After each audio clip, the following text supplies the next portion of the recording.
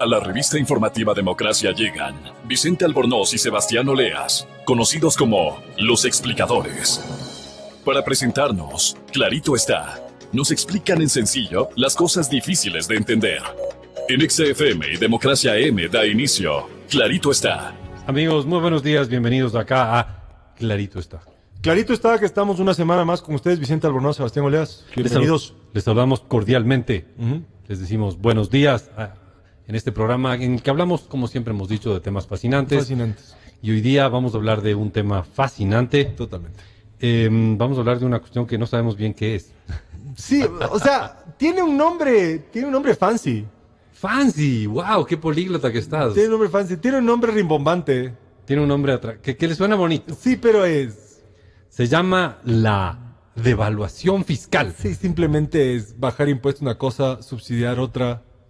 Sí, y subir impuestos a otros. Pero la devaluación nunca se hace. O sea, fiscal es relacionado al Estado y devaluación es relacionado al tipo de cambio. Sí, vamos a ver por qué hablamos de devaluación fiscal en el contexto de dolarización, en este caso, básicamente. Pero bueno, el hecho es que vamos a hablarles de esa cosa tan rara que no sabemos mismo qué es. A propósito de las declaraciones del ministro de Finanzas la semana pasada. Exacto, vamos a hablar de la devaluación fiscal. Vayan ustedes a saber qué es esto, no sabemos, pero de eso les vamos a hablar. Sí. Pero antes de eso tenemos, como siempre en todas las semanas, el dato de la semana. Y el dato de la semana, Sebastián, el dato de la semana es 132. Ya, o sea, eso es la tercera parte del año. ¿Más o menos? Un poquito más, verás, ¿no? Un poquito más de la tercera parte del año. Sí. Perdón, casi. Sí, 392 días, 360, es como si... Sí. Es como se llama, un trimestre y unos días más. Correcto. Y un mes más, casi 4 meses. Y es correcto tu enfoque porque lo que estamos haciendo es tiempo, analizar un periodo de tiempo. Por supuesto. Estamos hablando de 132 días. 132 días, o sea, como tú bien dices, casi 4 meses, un poquito menos de 4 meses. Es el tiempo en que estuvo caída la página web del Ministerio de Finanzas sin información fiscal. O sea, durante 132 días, desde el 7 de marzo de este año hasta el 17 de junio de este año, tuvimos oscuridad. Oscuridad fiscal. Oscuridad fiscal. Oscuridad, digamos, o sea, no, digamos que los que estaban encargados de gastar estaban clarísimos. Bueno, pero los el público, ciudadanos los ciudadanos de a pie, los que no tenemos acceso a las computadoras que además todo esto fue hecho con un programa internacional, el CIGEF, el CIGOV, todos esos programas que permitían llevar la contabilidad del Estado. El gobierno electrónico. Exactamente. Todos los que no teníamos acceso a eso, o sea, tú, yo y algo así como 16 millones de ecuatorianos. ¿Cuántos? Sí, excepto unos 200 personas que tal vez sí tenían acceso a eso. Durante 132 días estuvimos en oscuridad. Y claro, hay que decir que no son 132 días al azar, o sea, no fue de agosto a julio. No. Resulta que fue de principios de marzo hasta hace pocos días. Sí, fue justamente desde poco después de la primera vuelta electoral hasta hace 2-3 días en que volvimos a tener, no sé si claridad, pero al menos tener datos fiscales. Podríamos poner la canción Claridad. Ven Claridad, llega ya. Ven Claridad, sí, exactamente. Eso es una buena idea. Podríamos poner esa canción. Música de hoy. Stella Stai es el título original de la canción en italiano. Ok. De Umberto Tozzi. Interesante, no sabía. Entonces, dato de la semana, 132 días en que no nos decía el Ministerio de Finanzas cuántos ingresos tenían, cuántos gastos tenían, en qué estaban gastando, cuánto había crecido, se había contraído el gasto público. Todo esto estuvo oscuro, desconocido para el ciudadano de a pie y para uno que otro economista, limitadito como tú y yo, sí, pero medio informado, también teníamos... También limitaciones. Estábamos limitados en los datos que conocíamos. Y lo interesante es que no hay ninguna justificación de por qué se cayó. O sea, tienes una página web de información fiscal que hay durante 4 meses y nadie sale a darte una explicación de por qué durante 132 días no tenías idea cuáles eran los ingresos del gobierno y en qué gastaba. Pero bueno, ya está la página otra vez abierta, ya vamos a bajarnos la información y ya haremos más análisis de cómo se han comportado los ingresos y gastos del gobierno y esperamos de aquí a un par de semanas los datos no solo del gobierno, sino de todo el sector público para entender qué pasó en el primer semestre del año con la información fiscal. Pero creo que ya podríamos conjeturar algunas cosas en función de de lo que hicimos en programas anteriores, ¿no? Bueno, sí, obviamente, gracias. Por suerte existe el Observatorio de Política Fiscal. Claro, que de forma, digamos, tangencial llega a revelar que, por ejemplo, en el mes de marzo del 2017 se gastó más que en cualquier marzo. Aprovechemos estos micrófonos para agradecerle mucho al Observatorio de Política Fiscal, Jaime Carrera y toda la gente que trabajan con él, la gran cantidad de información que en esta época de oscuridad nos dio luz sobre cómo se gastaba. Una fuente muy confiable de información, ¿ah? Y de hecho estaba capacitado. Confiable, pero no oficial. No oficial, o sea, básicamente muy buenos, pero no son... Gracias al trabajo previo que él hizo, digamos, en el sector público, dentro del Ministerio de Finanzas, él conoce dónde mirar, cómo mirar, sabe el tema de los datos, entonces puede procesar una información, digamos, secundaria, no de primera fuente. Pero de muy buena calidad, aunque no sea la fuente oficial. Exacto. Un saludo y un agradecimiento al ¿cómo se llama? Al Observatorio de Política Fiscal por habernos mantenido con algo de luz en los temas fiscales durante estos 132 días de oscuridad fiscal. Claro, fue como la Edad Media y acabamos de lograr el Renacimiento, pero no sé qué es el Renacimiento. No sé si es que renacimos en serio.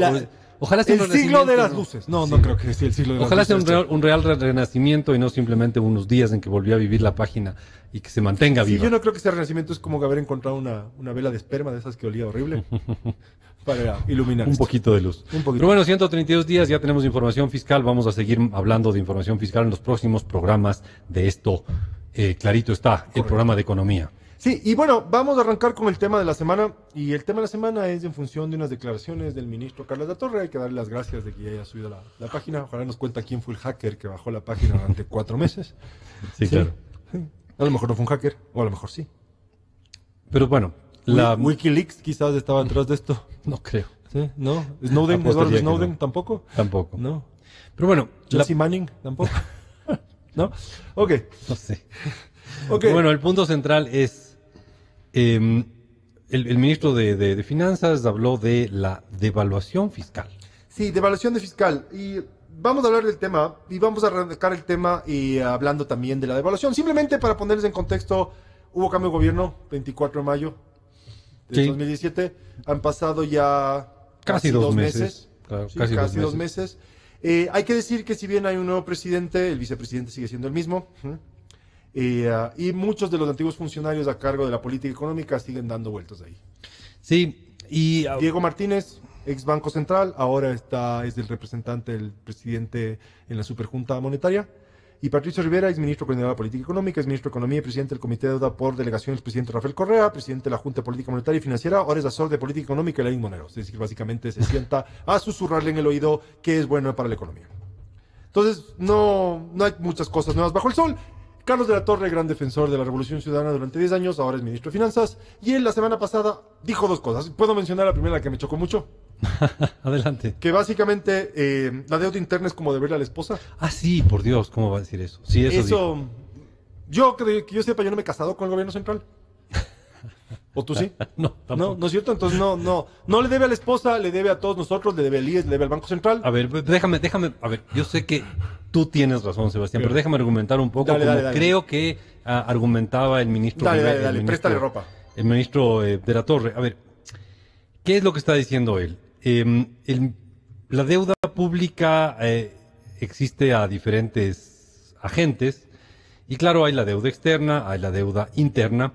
Y dentro de la deuda interna hay una deuda que es la deuda del gobierno con otras instituciones del sector público. Correcto. A ver, cuidado, yo no estoy argumentando eso, estoy tratando de argumentar como argumenta el ministro. Entonces, la deuda del gobierno con otras entidades del sector público es como una deuda del bolsillo derecho con el bolsillo izquierdo o una deuda del ministro con su esposa.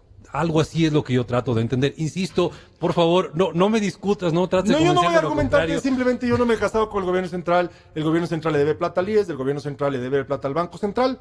Y ni que yo sepa, ni el IES ni el Banco Central son esposas del ministro de Finanzas. Correcto, pero él un poco lo que trataba de argumentar, hasta donde yo entiendo, es justamente eso, ¿no?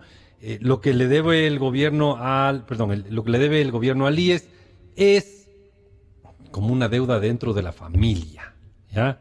O sea, yo no te voy a pedir plata prestada a ti. Ojalá ojalá tu esposa no te preste plata. Es más o menos, a ver, cuidado, no, es que no, es como que estuvieras criticando lo que estoy diciendo. No me critiques a mí, yo no pienso eso, estoy tratando de ponerme... En contexto, digamos. Tratando de pensar como argumentó el ministro para llegar a esa conclusión, con la cual yo tampoco estoy de acuerdo. Entonces, él un poco lo que decía es una deuda del gobierno con el IES, por ejemplo, o la deuda del gobierno al Banco Central, es una deuda en familia. Es como que el bolsillo derecho le debe al bolsillo izquierdo. Okay. Y por lo tanto, no es una deuda o algo así, trató de argumentar. Ya. Está bien, no voy a decir nada más. Yo sé que no estamos de acuerdo con eso. Pero eso no es lo importante. De lo que es importante es que vamos a hablar ahora de la devaluación fiscal. Y creo que tiene que ser eso después de la primera pausa. Sí, vamos a una corta pausa, ya volvemos, pero no se olvide. Banco. Grupo Promeri.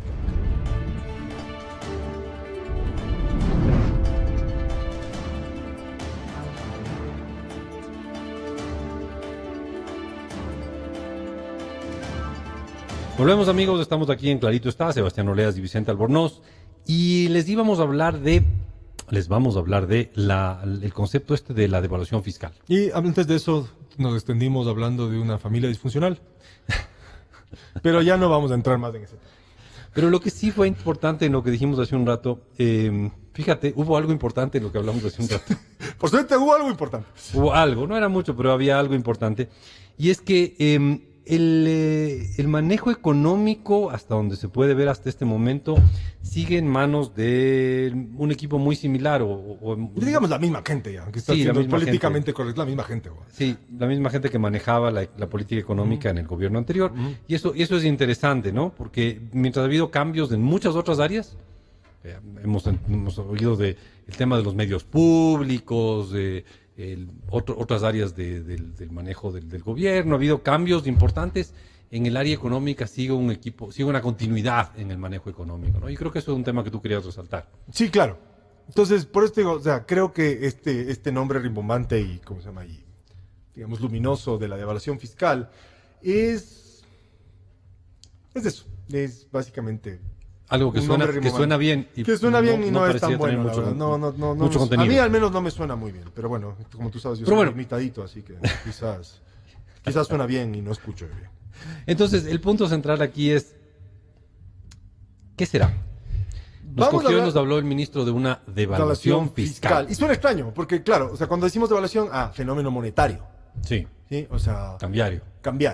Básicamente la devaluación es cuando el valor de una moneda se altera con respecto a otra. Sí. Ya hemos hablado largo en este programa la diferencia que hicimos entre devaluación y depreciación. La devaluación por lo general funciona por decreto cuando tienes tipos de cambio controlados. Hablamos largo sobre si es posible. ¿Te acuerdas que tuvimos un programa entero sobre si es posible devaluar si es que en el Ecuador era realmente posible devaluar cuando teníamos moneda propia?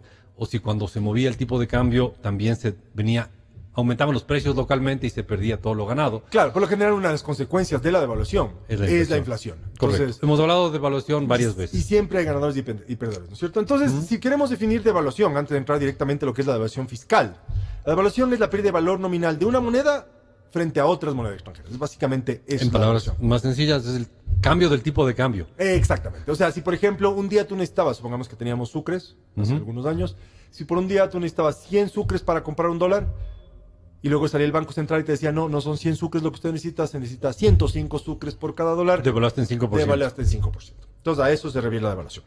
Y obviamente, para poder devaluar, tienes que tener algún tipo de control sobre tu moneda. Correcto. Bueno, sí, obvio. Sí, cosa que no pasa en un esquema dolarizado. Exactamente. No tienes mucho control sobre, o sea, por si no tienes ningún control. O sea, sí puedes hacer ciertas cosas que hacen que la moneda internamente pierda valor. Por ejemplo, el impuesto a la salida de divisas claramente es una medida que hace que tus dólares valgan menos afuera. Y por lo tanto estás como de cierta forma devaluando. Correcto. Pero no nos referimos a esto. La devaluación fiscal tiene que ver, es una medida fiscal para abaratar... Espérate, ¿cómo es la palabra esa complicada cuando tú pones dos palabras que no se conectan entre sí? No es un oxímoron. Oxímoron, sí, claro, son básicamente cuando tienes dos palabras que son contradictorias. No, esto no es un oxímoron, esto es simplemente dos palabras que no se conectan entre sí. Es que devaluación, fenómeno puramente monetario o, digamos, cambiario, y fiscal tiene que ver con el gasto del gobierno, ¿no es cierto? Impuestos y gastos de gobierno, subsidios. Como que no es que sean opuestos, pero son palabras que no están muy conectadas entre sí. Y hay que decir que esta idea de la devaluación fiscal viene dando vueltas, sobre todo en la Unión Europea, o donde tú tienes una unión monetaria. Donde no puedes devaluar. Donde no puedes devaluar, donde no tienes control sobre tu dinero, y claramente el buen ejemplo es la Unión Europea, ¿no es cierto? Con la adopción del euro, tú tienes un Banco Central Europeo, el Banco Central Europeo es el que decide la política monetaria y por lo tanto al ingresar a la Unión Europea y a la Unión Monetaria Europea, los países miembros de la Unión Europea renunciaron a su política monetaria y a su soberanía monetaria. ¿Sí? Entonces adoptaron el euro y con ello renunciaron a su soberanía monetaria. ¿Qué pasa cuando, digamos, tu sector externo pierde competitividad con respecto a otros países? ¿Qué haces si no tienes moneda y no ¿Qué haces si tú no puedes alterar el valor de tu moneda con respecto al resto de monedas?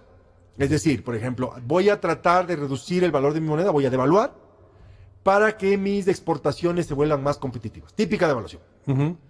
Eso sería que el Banco Central, como el ejemplo que te di, el Banco Central te dice antes era 100, ahora necesita 105 sucres por dólar. Devaluación típica. La otra devaluación sería, bueno, ¿sabes qué? Voy a tratar de reducir los costos laborales internos. Es decir, voy a bajar salarios internamente. Puede pasar. O voy a incentivar a que no haya aumentos de salarios en mi país. Exacto. Eso sería una forma de ganar competitividad, pero llamarle a eso devaluación es un poquito rebuscado. Exacto. Entonces esto nos lleva a la tercera devaluación, que es esta devaluación fiscal. Ya. Que no es otra cosa que reducir impuestos de cierto tipo y aumentar otro tipo de impuestos. Ya. ¿Sí? Entonces, si es que uno revisa la literatura, dos tipos de políticas fiscales que son equivalentes a una devaluación de tipo de cambio. Una es un incremento uniforme en tarifas a las importaciones, salvaguardias o bueno, algo así como las salvaguardias tuvimos. Exacto. Y por otro lado, un subsidio a las exportaciones. Entonces, subes impuesto a lo importado. Como el impuesto a la salida de divisas. Por ejemplo. O los aranceles o las salvaguardias. Y por otro lado, subsidias a los exportadores. Esa sería una forma fiscal de abaratar tus costos internos. Eso me recuerda al timbre fiscal que andaba proponiendo. Sí, alguna vez, Dajic alguna vez, ya por suerte se dio cuenta que no era muy buena idea y deja de promoverlo. Y por otro lado, la típica segunda forma en la que tú puedes tener una devaluación fiscal es un incremento en el impuesto al valor agregado, IVA, y al mismo tiempo una reducción en el impuesto al trabajo. Y con impuesto al trabajo quiero decir los típicos aportes que hay que hacer al Seguro Social por cada hora de trabajo que uno hace. Al Seguro Social o en general cualquier aporte relacionado con el sueldo. Con el trabajo, exactamente. Claro, o sea, bajas las retenciones de impuestos, cosas por el estilo. Sí, pero por lo general tiene que ver con más que nada con una reducción de un impuesto a la nómina. Y el típico impuesto esto es un poco como lo teórico, ¿no? Esa es la parte teórica. ¿Qué sería una devaluación fiscal? Fiscal. Y se llama devaluación fiscal porque lo que está tratando es reducir el valor, tus precios internos, y tratar de encarecer los precios. Sin mover el tipo de cambio. Sin mover el tipo de cambio porque está datado. Entonces, como un poco la idea, la teoría alrededor de una devaluación fiscal, que son dos palabras así un poquito como el agua y el aceite, que no es que sean opuestos, pero como que no se mezcla juntan. mucho, exactamente. Y vamos a entrar a profundizar un poquito más de esto luego de una corta pausa. Ya volvemos. Ya volvemos.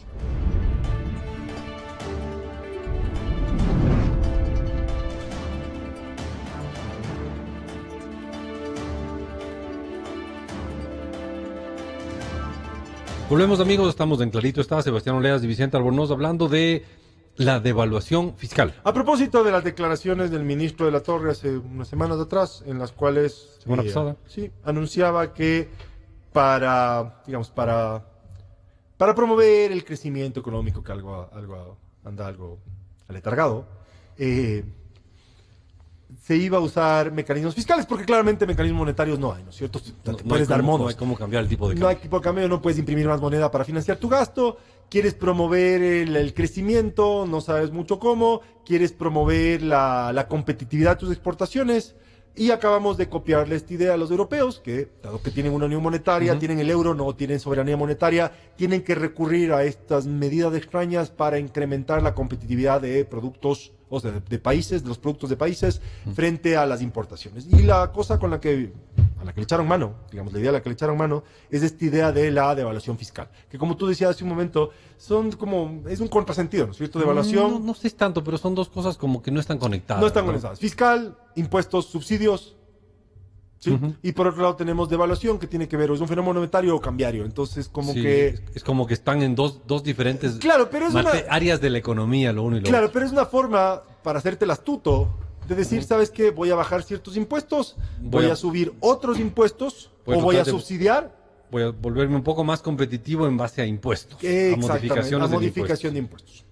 Pero claro, esto tiene en principio, a ver, tú podrías hacer esto, lo que se llama una reforma tributaria neutra, ¿no es cierto?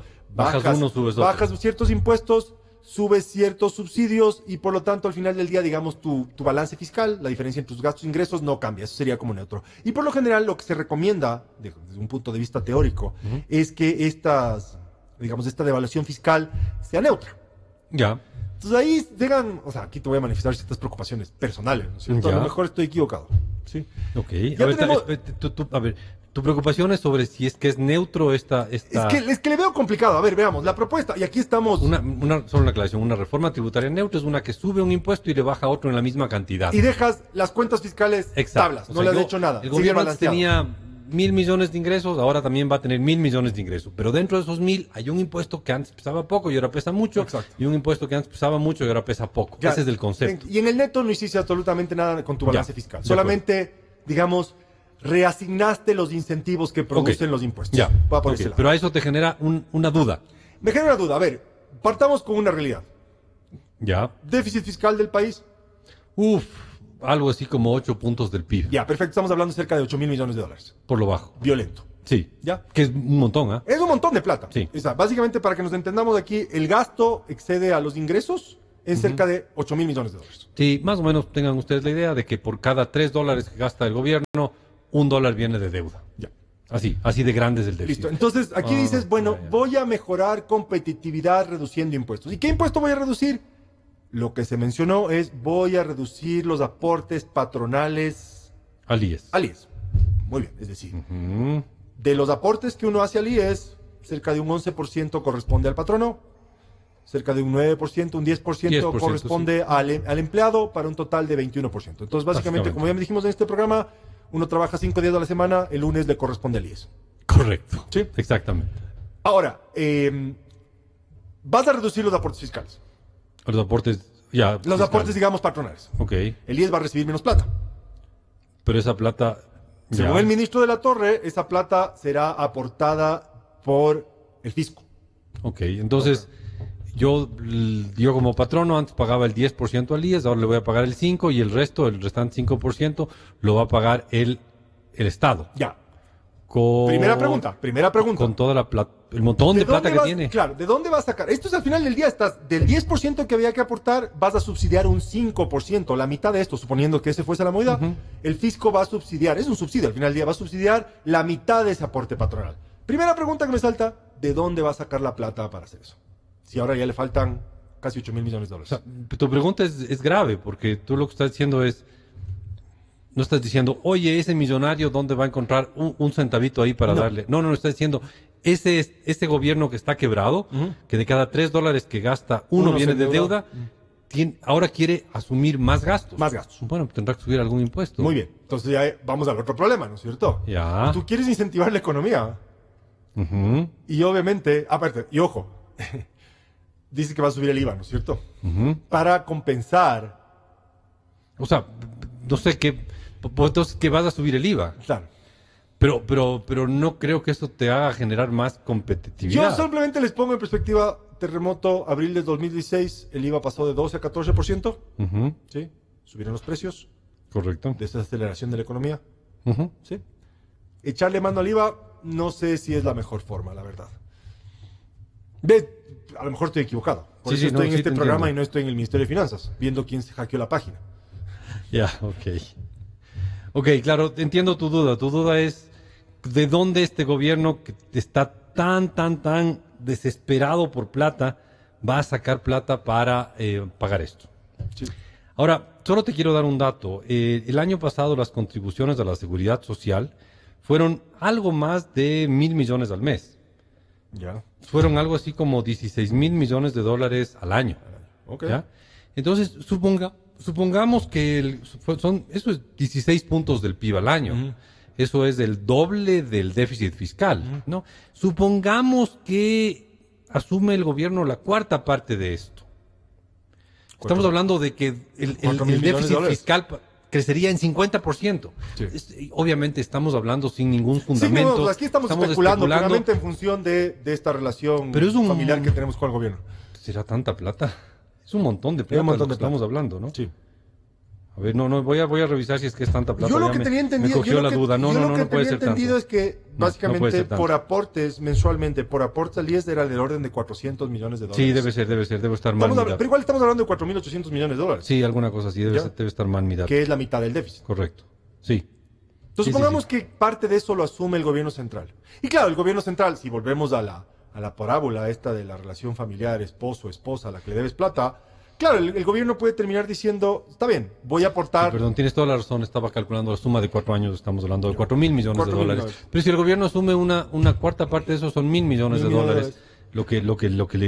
lo que tendría que pagarle al IES. Sí. Y al IES ya le debe plata, ¿no? Ya le doy un montón de plata. No, entonces, lo que tú estás insinuando es tanta plata que le estás pidiendo a alguien con tan poca plata que, déjame interpretar lo que tú estás diciendo, te despierta una seria sospecha de si podrán pagar. Aparte de que ya, como los mencionamos en este programa, el IES ya tiene severos problemas a este punto. Sí. Sí. Sería, Tiene un déficit actuarial que está aún por determinarse, pero es gigantesco. pero es enorme, es probablemente Ya más grande que la economía. Dados los cambios que se han hecho, digamos, al incorporar más beneficiarios en el sistema, reducción de aportes de parte del gobierno, ya el IES se está comiendo parte de sus reservas. Ujú. Hay un déficit también en términos de atenciones médicas, Ujú. o sea, el seguro de salud también está perdiendo plata. Hace poco el presidente, el director del IES, Richard Espinosa, Sí. ¿sí? Dijo que no le iba a pagar cerca de 2.800, después dijo que sí le iba a pagar, que sacó del balance, que no le puso en el balance, que está esperando lo que le diga la Contraloría. Bueno, básicamente eso está por arreglarse. Entonces me despierta sospechas. No creo que, o sea, si La es que sospecha es si es que habrá plata para financiar tanta maravilla. Y creo que voy a ir un poquito más allá después de esta pausa, porque tenemos que irnos a otra pausa. Es correcto. Sí. Vamos a seguir analizando el tema de dónde va a sacar el gobierno plata para financiar esta devaluación fiscal, porque cuesta plata. Exactamente. Y la siguiente pregunta es, ok, supongamos que encuentren la plata, ¿podrán hacerlo? ¿Incluso con la plata? Esa es una pregunta importantísima. Y volvemos luego de una corta pausa, pero no se olvide. Banco. Grupo Promérica.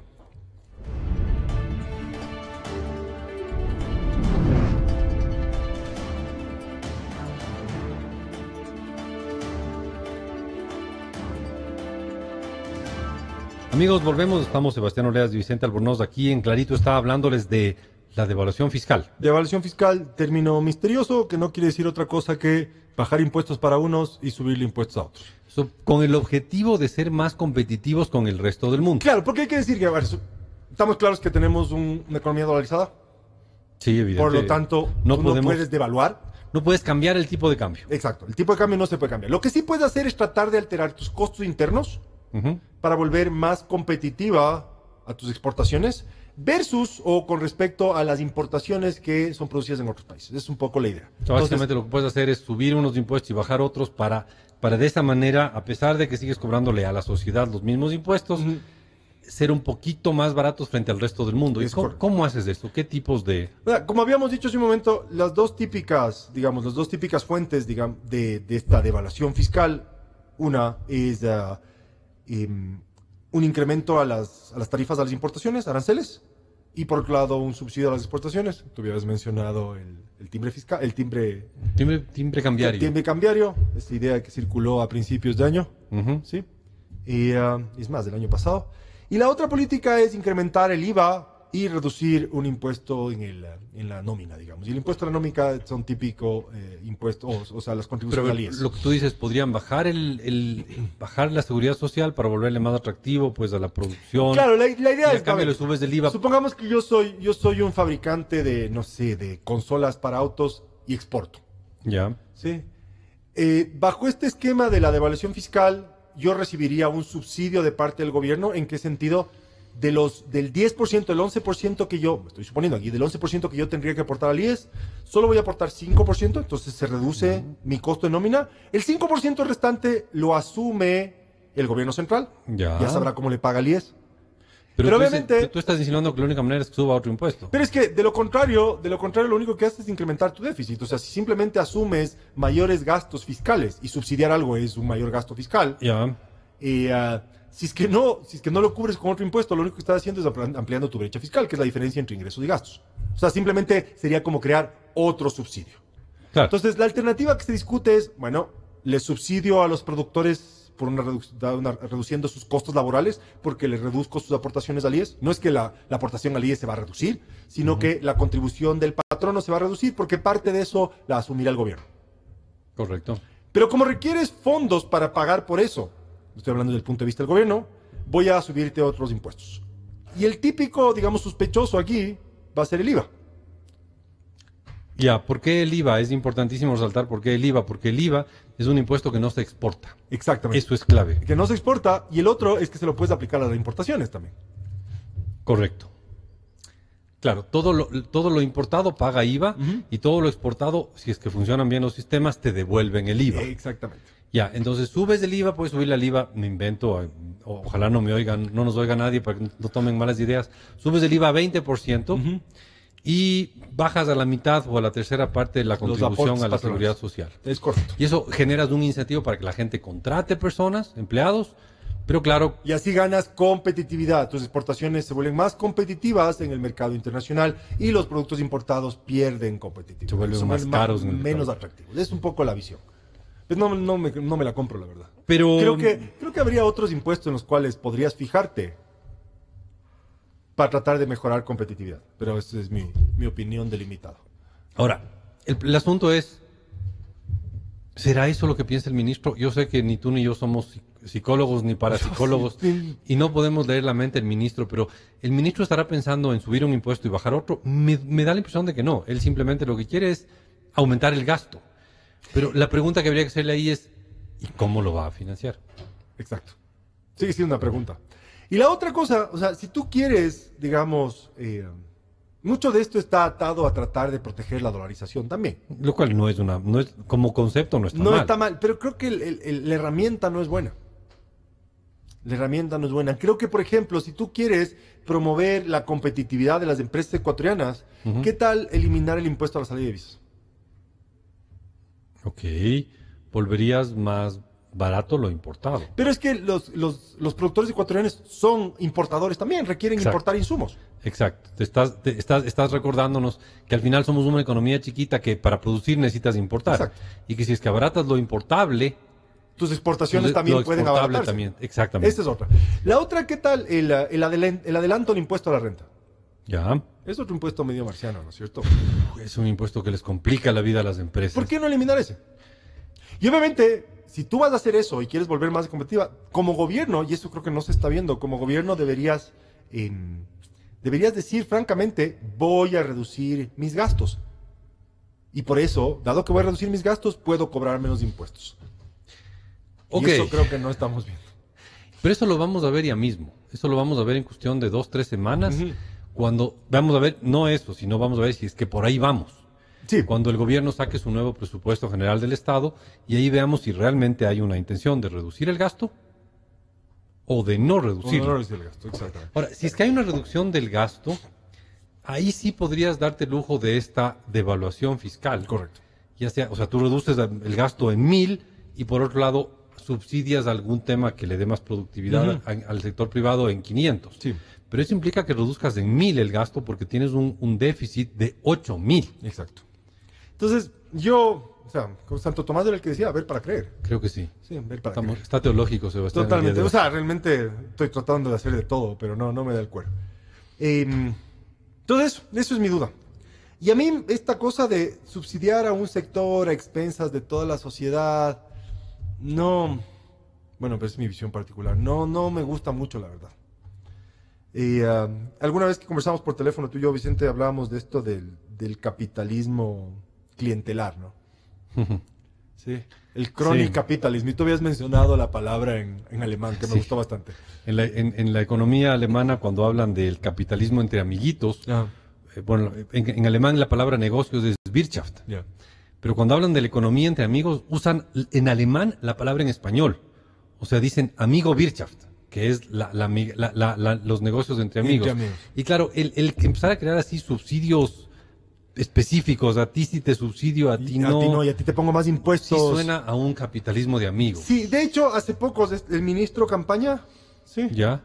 que simplemente por un dato de farándula, es La suegra es la Isabelita Novoa. Ya. Pero nada más. Ok. Sí. Habló de incrementar aranceles en 400 productos, ¿no? Claro.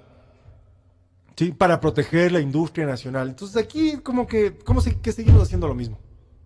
Ok. Como que seguimos haciendo lo mismo. Y eso un poco me preocupa. Siempre vivimos preocupados en este programa. Da lo mismo ya.